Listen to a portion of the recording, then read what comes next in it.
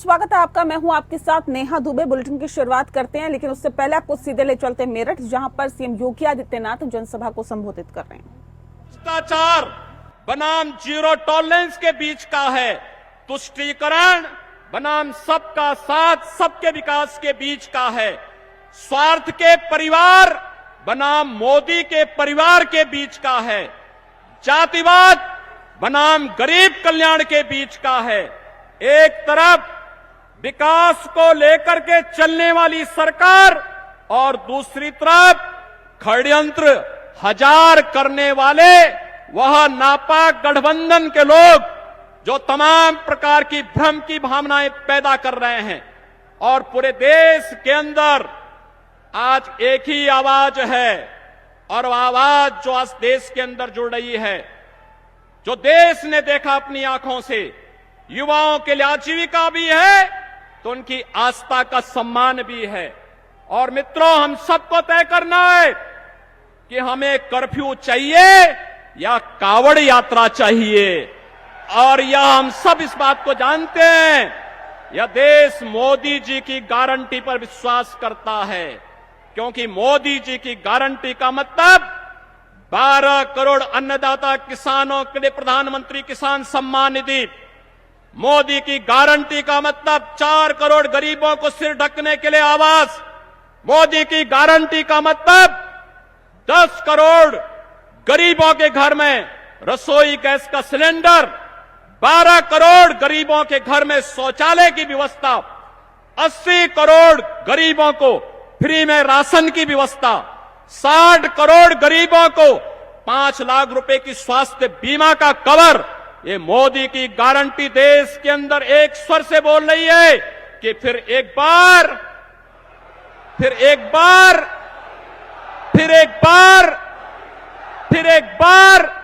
मोदी सरकार। और यही तो मोदी की गारंटी है, जो कहते हैं वो करके रहते हैं। और मोदी जी की गारंटी पर यूपी को यकीन है, भारत को भरोसा है, क्योंकि मोदी जी मात्र सपने नहीं बुनते, क्योंकि मोदी जी ने जो करके दिखाया है, हकीकत बुनते हैं। वहीं बीजेपी छत्तीसगढ़ के चुनाव प्रभारी और बिहार सरकार में एक वरिष्ठ कैबिनेट मंत्री नितिन नवीन ने प्रेस वार्ता कर मोदी मैजिक किताब का विमोचन किया और किताब में दिए गए यूपीए सरकार के 10 साल और मोदी सरकार के 10 सालों के विभिन्न क्षेत्रों के आंकड़े मीडिया के सामने प्रस्तुत किए। वहीं नितिन क्वीन, बता दें आपको कि नवीन ने कहा है कि आंकड़ों से स्पष्ट है कि मोदी सरकार के 10 सालों में कांग्रेस के 55 सालों से ज्यादा का काम हुआ है और ऐसे में भारत तेज रफ्तार से विकसित भारत बनने की दिशा में आगे बढ़ रहा है। साथ ही नवीन ने कहा कि कांग्रेस का कोई भी राष्ट्रीय नेता इन आंकड़ों पर चर्चा करने की हिम्मत नहीं दिखाता है। मोदी सरकार गरीबों की सरकार है। नितिन ने आंकड़े प्रस्तुत करते हुए बताया कि केवल 10 सालों में 2 करोड़ बिजली कनेक्शन, 4 करोड़ लोगों को आवास, 10 करोड़ लोगों को मुफ्त गैस, 14 करोड़ लोगों को नल से जल, 31 करोड़ लोगों से ज्यादा को 5 लाख का मुफ्त इलाज, 81 करोड़ लोगों को मुफ्त राशन मिला।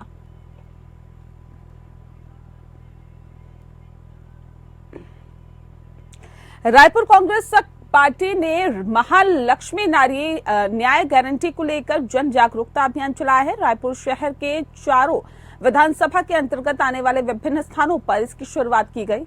कांग्रेस पार्टी ने अपने घोषणा पत्र में नारी न्याय गारंटी की घोषणा की है। इसके तहत हर घर की महिला को 8,333 रुपए प्रति माह देने का वायदा किया गया। इस गारंटी का फॉर्म भरने के लिए चारों विधानसभा में जगह जगह पंडाल लगाकर महिलाओं से फॉर्म भराया गया है।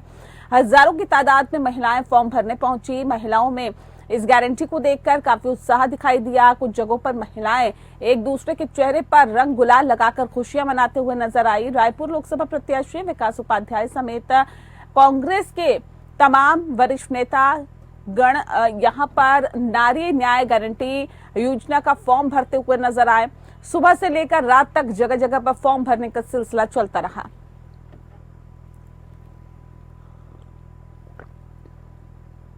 माताएं पीड़ित है क्योंकि गृहस्थी उनको चलाना है, आमदनी कम है और खर्चा ज्यादा है। घर घर में कलह, घर घर में लड़ाई कर अगर किसी ने कराया तो भारतीय जनता पार्टी ने कराया। कांग्रेस पार्टी नारी को न्याय दिलाना चाहती है। महतारी महालक्ष्मी गारंटी योजना के माध्यम से देश में हर महिला को 8,333 रुपया गारंटी के साथ देने का फैसला लिया है। हम ये झूठी गारंटी नहीं, हिमाचल प्रदेश में हमारी सरकार है, नारी न्याय गृह लक्ष्मी योजना के माध्यम से उनके अकाउंट में सीधा पैसा जा रहा है। कर्नाटक में हमारी सरकार है, नारी न्याय गृह लक्ष्मी योजना के माध्यम से उनके अकाउंट में सीधा पैसा जा रहा है। तेलंगाना में हमारी सरकार है, वहां भी सीधा महिला बहनों के अकाउंट में पैसा जा रहा है। इसी तरह से इस लोकसभा चुनाव के पहले कांग्रेस पार्टी सब महिला बहनों के फॉर्म को भराएगी और इनको केंद्र की सरकार बनने के बाद 8,333 रुपया प्रत्येक माह हर महिला बहनों को देने का काम करेगी।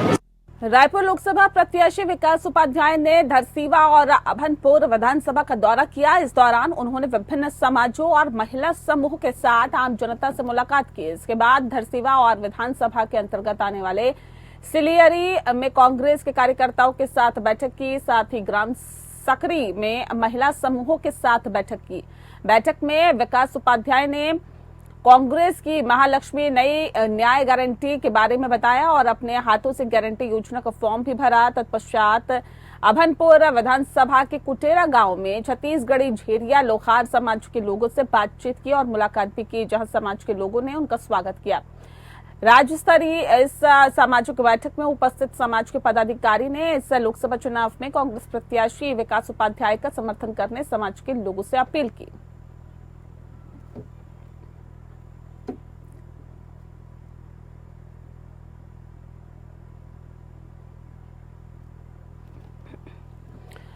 भारतीय जनता पार्टी ने तगड़ी रणनीति बनाकर लोकसभा चुनाव का रण जीतने व्यापक कार्य योजना बनाई है। इन कार्य योजना का दायित्व पदाधिकारी और कार्यकर्ताओं को सौंपने के लिए भारतीय जनता पार्टी ने संगठन स्तर पर 4 विधानसभाओं की बैठक का आयोजन किया।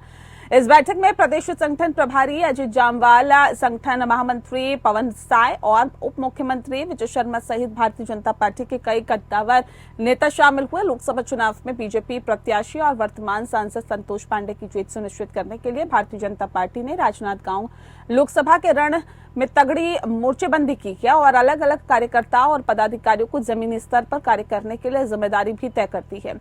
आज इन जिम्मेदारियों का दायित्व सौंपने के लिए राजनांदगांव लोकसभा क्षेत्र के 8 विधानसभाओं में से 4 विधानसभा की बैठक खैरागढ़ में और 4 विधानसभाओं की बैठक राजनांदगांव लोकसभा चुनाव कार्यालय में की गई है। नहीं लड़ सकते तो क्या कहते, पिच को खोद दो, पिच में गंदगी कर दो। ये जो राजनांदगांव का पिच है, इसको आपने पहले ही बहुत गंदा करने की कोशिश किया भूपेश जी। यहां से सारे कार्यालय आप उठा करके ले गए। राजनांदगांव की जनता पाई पाई का हिसाब करने वाली है। बघेल जी अभी विधायक बने, संविधान की शपथ लिए, कानून व्यवस्था को बनाए रखने के लिए, और वो अच्छे से जानते हैं कि मुख्यमंत्री भी रहे तो वे संवैधानिक पद में रहे, और रहा हुआ व्यक्ति इतना बौद्धिक पतन हो सकता है, कांग्रेस में नैतिकता इतनी गिर सकती है, आइडियोलॉजी किस हद तक जा सकता है इंडियन नेशनल कांग्रेस का। पूर्व मुख्यमंत्री एवं राजनांदगांव कांग्रेस लोकसभा उम्मीदवार भूपेश बघेल आज राजनांदगांव लोकसभा क्षेत्र के दौरे पर पहुंचे। इस दौरान उन्होंने डोंगरगढ़ गांव विधानसभा क्षेत्र के अंतर्गत ग्राम अर्जुनी में आयोजित कांग्रेस कार्यकर्ताओं की बैठक में शिरकत की। वहीं इसके बाद ग्राम आरी में आयोजित जिला स्तरीय ग्राम पटेलों की सभा और तुमड़ी बोर्ड में आयोजित कांग्रेस की बैठक में शिरकत की। ग्राम अर्जुनी में आयोजित ब्लॉक कांग्रेस कमेटी की बैठक में शामिल होते हुए पूर्व मुख्यमंत्री भूपेश बघेल ने कांग्रेस कार्यकर्ताओं को संबोधित किया। वहीं पत्रकारों से चर्चा करते हुए आईटी द्वारा कांग्रेस पार्टी पर लगाए गए जुर्माने के मामले में उन्होंने कहा कि कांग्रेस एक प्रमुख विपक्षी दल है जिसे 1800 करोड़ से अधिक आईटी ने फाइन किया है। उन्होंने कहा कि वही काम भारतीय जनता पार्टी ने भी किया है और अगर भारतीय जनता पार्टी को फाइन होता तो 6000 करोड़ का होता।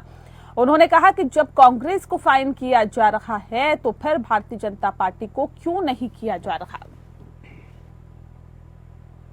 घट रही है और कांग्रेस एक प्रमुख विपक्षी दल है और उसके 1800 करोड़ से अधिक फाइन किया है आईटी ने, और इसी मामले में भारतीय जनता पार्टी ने उसी प्रकार के काम किए हैं, तो यदि उनको फाइन किया जाएगा तो 6,000 करोड़ का होगा।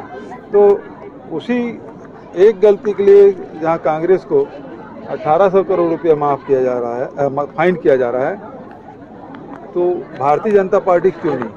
तो आईटी है इस प्रकार से कार्रवाई कर रही है कि बिल्कुल भारतीय जनता पार्टी के एक विंग है।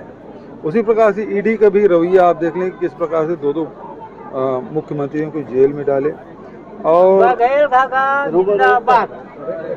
तो लगातार ईडी आईटी का जो दुरुपयोग हो रहा है उससे स्पष्ट हो गया है कि भारतीय जनता पार्टी ये जो कहती है कि 1 नेशन 1 इलेक्शन, 1 नेशन 1 टैक्स, अब उस रास्ते पे चल पड़ी है कि 1 नेशन 1 पार्टी। वहीं जबलपुर के कंडगा क्षेत्र में बन रहे फ्लाईओवर ब्रिज के शेड का एक हिस्सा तेज आंधी में गिर जाने की वजह से सड़क पर दोपहिया वाहन से जा रही एक महिला सहित 3 लोग घायल हो गए हैं। घायल महिला को तुरंत इलाज के लिए अस्पताल भेजा गया है, जहां पर उसकी हालत बेहतर बताई जा रही है। तेज आंधी के कारण फ्लाईओवर ब्रिज के शेड गिरने से सीसीटीवी वीडियो इसका भी सामने आया है और सोशल मीडिया पर वायरल हो रहा है। इस घटना के बाद से जिला कलेक्टर ने फ्लाईओवर ब्रिज का निर्माण कार्य करने वाली एजेंसी को सुरक्षा के व्यापक इंतजाम कर कार्य करने को कहा है। कह रहे हैं, मैंने इसको पढ़ा था और मैंने संबंधित अधिकारियों को कहा है कि भाई इस तरह की चीज़ें नहीं होना चाहिए, आपको सिक्योरिटी के पूरे इंतजाम रखना चाहिए। तो एक छोटा सा भी पार्ट यदि कोई गिरता है, वो खुशकिस्मत थी महिला की, कुछ खास उनको चोट नहीं आई, नहीं तो बड़ी घटना भी हो सकती थी। कोई छोटी चीज़ भी गिर जाती, यदि गलत जगह पे लग गई तो आपको दिक्कत हो सकती है। इसलिए हमारी सिक्योरिटी जो है वो फुल प्रूफ होना चाहिए। किसी भी स्थिति में मतलब ऐसा नहीं होना चाहिए कि हवा तेज चल गई तो गिर गया या ऐसा कुछ हो गया, वैसा नहीं होना चाहिए। तो मैंने जो कार्य एजेंसीज हैं उनको निर्देश दिए हैं कि बड़ा इसके बारे में पूरा चौकन्ना रहें और जो सुरक्षा के ऑन साइड और ऑफ साइड के जो उनके प्लान हैं उन प्लान का 100% पालन सुनिश्चित करें। और कंसर्निंग एजेंसी को ये भी कहा है कि यदि वेंडर और ठेकेदार जो है वो इस तरह का पालन नहीं कर रहे हैं तो जो भी पेनल्टी इम्पोज करने की कार्रवाइयाँ हैं वो की जाए उनके अगेंस्ट। वहीं जबलपुर में पुरानी दरों पर रजिस्ट्री कराने के लिए जिला पंजीयन कार्यालय जबलपुर में शनिवार को काफी ज्यादा भीड़ रही। वित्तीय वर्ष समाप्त होने की वजह से ये दिन काफी ज्यादा व्यस्त रहा, इसलिए शनिवार और रविवार भी रजिस्ट्री कार्यालय को खोलने के आदेश जारी किए गए थे। रजिस्ट्री कार्यालय में रजिस्ट्री कराने के लिए आए लोगों में काफी नाराजगी भी दिखाई दी। लोगों का कहना था कि सुबह से लेकर रात हो गई है, लेकिन रजिस्ट्री कार्यालय में लोगों के लिए पानी और बैठने की व्यवस्था तक यहाँ पर नहीं है। रजिस्ट्री कराने पहुंचे बुजुर्ग वर्ग के लोगों को भी काफी समस्याओं का सामना करना पड़ा। रजिस्ट्री कार्यालय पहली मंजिल पर होने की वजह से उम्रदराज लोगों को सीढ़ियों से चढ़ने में काफी परेशानियों का सामना करना पड़ा। हालांकि रजिस्ट्री कार्यालय में बुजुर्गों के लिए लिफ्ट की सुविधा है, लेकिन वो भी 1 सप्ताह से बंद पड़ी है। रजिस्ट्री कार्यालय के अधिकारी और कर्मचारी लोगों के साथ अच्छा व्यवहार भी नहीं कर रहे हैं। बता दें आपको कि 1 अप्रैल से प्रॉपर्टी की नई गाइडलाइन लागू कर दी गई है, जिसमें बढ़ी हुई दरों पर जमीनों की रजिस्ट्री करानी पड़ेगी। 4 बजे से हम लोग यहाँ पर आकर भटक रहे हैं। हमको ये भी नहीं बताया जाता है कि आपको कितनी देर और लगेगी, 10 मिनट लगेगा, 1 घंटे लगेगा, 2 घंटे लगेगा। कोई सहयोग ही नहीं करना चाहते। यहाँ पर लिफ्ट है नहीं, या बंद है या खराब है, ये मुझे नहीं मालूम है। लेकिन आपने अगर फर्स्ट फ्लोर पर रजिस्ट्री ऑफिस रखा है तो कम से कम ऊपर चढ़ने के लिए रैंप या लिफ्ट तो होनी चाहिए ना। मेरे फादर 75 ईयर्स ओल्ड है और वो 4 बजे से यहाँ पर सफ़र कर रहे हैं। कैसे कैसे हम लोग ऊपर लेके आए, अब कैसे नीचे लेके जाएंगे। यहाँ पे आपके जो डिस्ट्रिक्ट रजिस्ट्रार हैं वो अपना 5 बजे चले गए हैं, कोई रिस्पॉन्सिबल है नहीं है। जो हैं वो भी चिड़चिड़ा के काम कर रहे हैं, तो बहुत अव्यवस्था मची हुई है। स्वास्थ्य मंत्री नरेंद्र शिवाजी पटेल के बेटे अभिज्ञान के खिलाफ पुलिस ने एफआईआर दर्ज की है। उन पर आरोप है कि वो उनके साथ कुछ साथियों ने मिलकर मीडिया कर्मियों और दंपत्ति के साथ मारपीट की है। वहीं शाहपुर पुलिस ने बताया है कि राज्य मंत्री नरेंद्र शिवाजी पटेल का बेटा अभिज्ञान पटेल तेलंगा इलाके में घूम रहा था। वहीं पर ट्रैफिक सिग्नल के पास गाड़ी रोकने को लेकर विवाद हुआ, जिसके बाद मंत्री के बेटे अभिज्ञान के साथ मारपीट की शिकायत पुलिस को दी गई। इस मामले पर पुलिस ने एक्शन लेते हुए राज्य मंत्री नरेंद्र शिवाजी पटेल के बेटे अभिज्ञान पटेल के खिलाफ एफआईआर दर्ज की है। बोकारो चंदनकियारी प्रखंड के पोलकीरी गांव में पीडीएस संचालक ने विरुद्ध लाभुकों ने जमकर भड़ास निकाला और ग्रामीण महिलाओं ने आरोप लगाया कि पीटीए संचालक जो लाभुकों के बीच चावल बांट रहा है काफी गंदा है, जिसमें धूलकण जुटा हुआ है। बता दें आपको कि इसके अलावा सोना सरबन साड़ी धोती योजना वितरण में निर्धारित रकम 10 रुपए से अधिक ली जा रही है। प्रति लाभुक आधा किलोग्राम कम अनाज देने, कम जो समय है उस पर दुकान नहीं खोलने और साथ ही साथ लाभुकों को परेशान करने का आरोप लगाया है। इस संबंध में दीप महिला मंडल के सचिव जबा देवी ने बताया है कि हम लोगों को साड़ी धोती लाने में अधिक भाड़ा लगने, एसएफसी गोदाम से देर से चावल मिलने, कुछ 2-4 रुपए मांगकर लेने की बात भी कही है।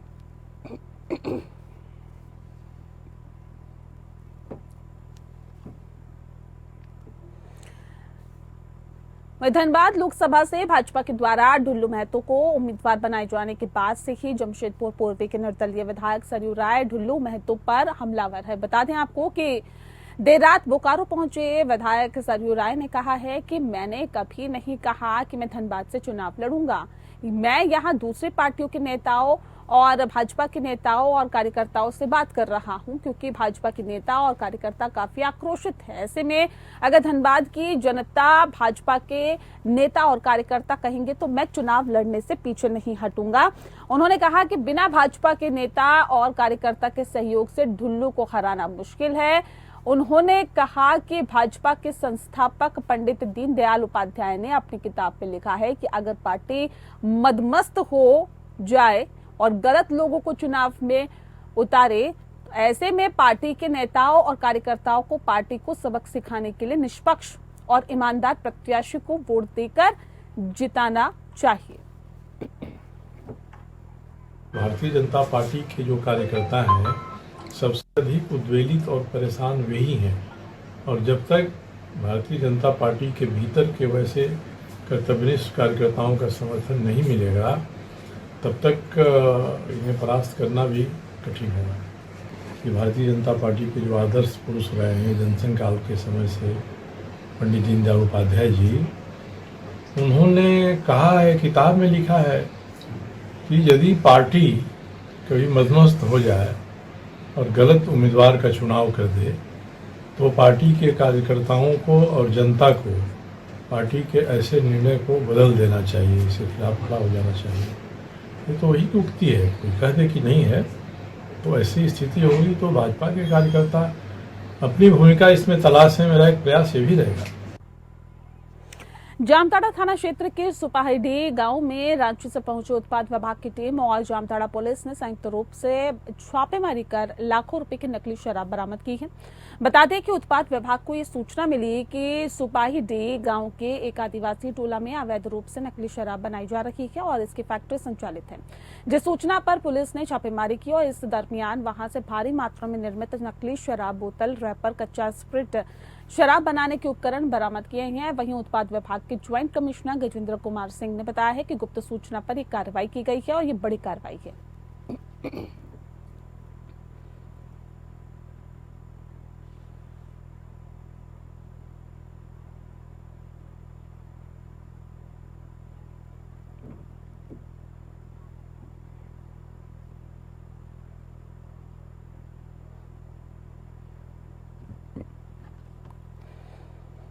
25 मार्च को होली के दिन भागलपुर के अग्निशमन विभाग में चालक के पद पर तैनात मोनू कुमार की चाकू से गोदकर हत्या कर दी गई थी और मामले में पुलिस ने मामले का खुलासा करते हुए आरोपी दीपू मिश्रा को गिरफ्तार किया। गिरफ्तार दीपू मिश्रा के पास से हत्या के अंदर इस्तेमाल किया गया चाकू और बियर की बोतल बरामद की गई है और एसडीपीओ प्रवीण कुमार सिंह ने बताया है कि महज एक बियर की बोतल के कारण दीपू मिश्रा ने मोनू की चाकू गोदकर हत्या कर दी थी। प्रवीण कुमार सिंह ने बताया है कि मोनू कुमार अपने रिश्तेदार के यहाँ पर होली के दिन जा रहा था। वह एक गिफ्ट के दुकान के पास हाथ में बियर की बोतल लेकर रुका था। इसी दौरान दीपू मिश्रा आया और उसने जबरन बियर की बोतल छीनने लगा और जब मोनू ने इसका विरोध किया और पुलिस को फोन करने की बात कही तो दीपू ने उसकी चाकू से गोदकर हत्या कर दी। के अनुसार तुरंत त्वरित चास पुलिस थाना द्वारा त्वरित कार्रवाई करते हुए घटनास्थल पर पहुंचा गया और कांड के उद्भेदन हेतु सीसीटीवी फुटेज का अवलोकन किया गया। सीसीटीवी फुटेज के आधार पर तथा स्थानीय लोगों से पूछताछ के आधार पर घटना में संलिप्त व्यक्ति की पहचान कर ली गई। इनका नाम दीपू मिश्रा है और ये इस्पात कॉलोनी के रहने वाले हैं और इनके कन्फेशन के आधार पर घटना में प्रयुक्त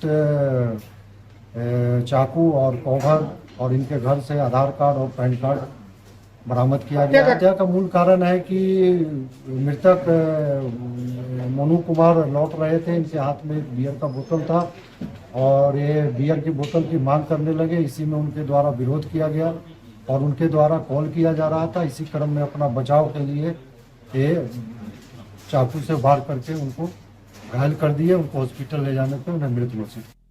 वहीं होली के दिन लोहरदगा शहर के पावरगंज चौक में होली खेल रहे लोगों पर पुलिस द्वारा बेवजह लाठीचार्ज कर दी गई, जिसमें कई लोग चोटिल हो गए और अपने बच्चे को बचाने के लिए दौड़ी महिला पर भी त्योहार के दिन है पुलिस ने बर्बरता दिखाई। बता दें आपको कि इस घटना के बाद क्षेत्र के लोगों में पुलिस के प्रति काफी आक्रोश दिखाई दिया। मामले पर एसपी ने कहा कि लाठीचार्ज का आदेश नहीं दिया गया। वहीं थाना प्रभारी रत्नेश मोहन ठाकुर ने कहा कि ट्रैफिक जाम और 2 गुटों में झगड़ा होने की बात बताई गई थी। उन्होंने कहा कि ऐसे 50-100 लाठीचार्ज की घटनाएं होती है, ये कोई बड़ी बात नहीं है। बताया भी जाता है कि घटनास्थल से 200 मीटर दूरी गोपो गली में आपस में होली खेल रहे 2 युवकों में झड़प हो गई थी। मौके पर पुलिस पहुंच गई और पुलिस अपने साथ थाने उन्हें ले जाने के क्रम में पावरगंज चौक पहुंची और शांतिपूर्वक होली खेल रहे लोगों पर लाठी भांजने लगी।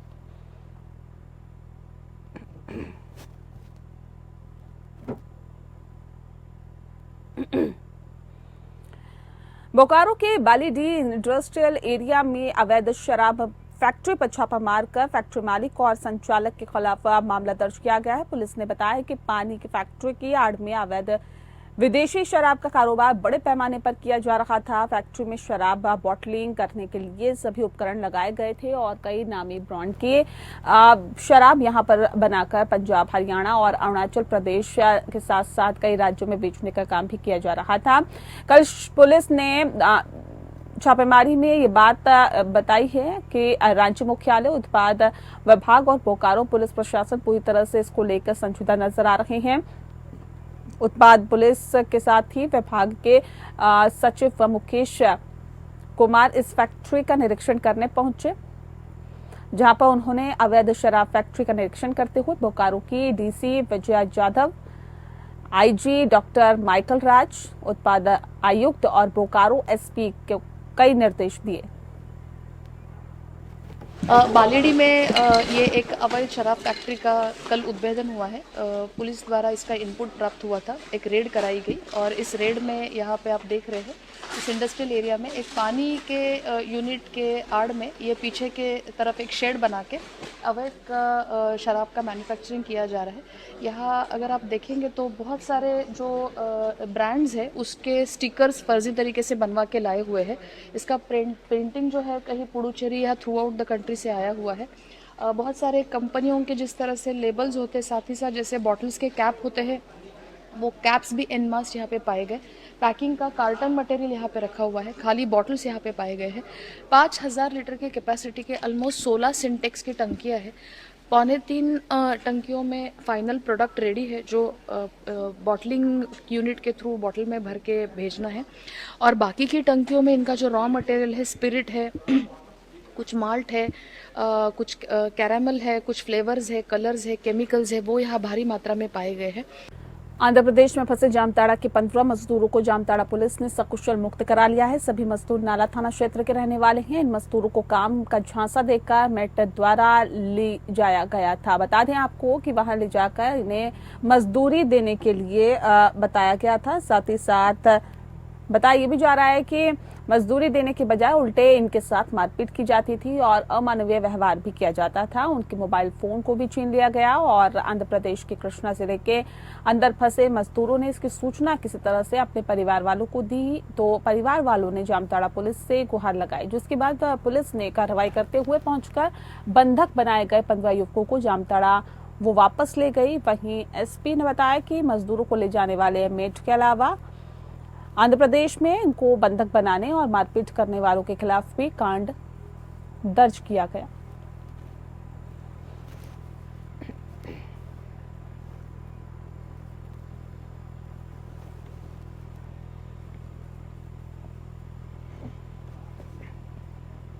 और इसी के साथ फिलहाल इस बुलेटिन में इतना ही। मुझे दीजिए इजाजत। नमस्कार।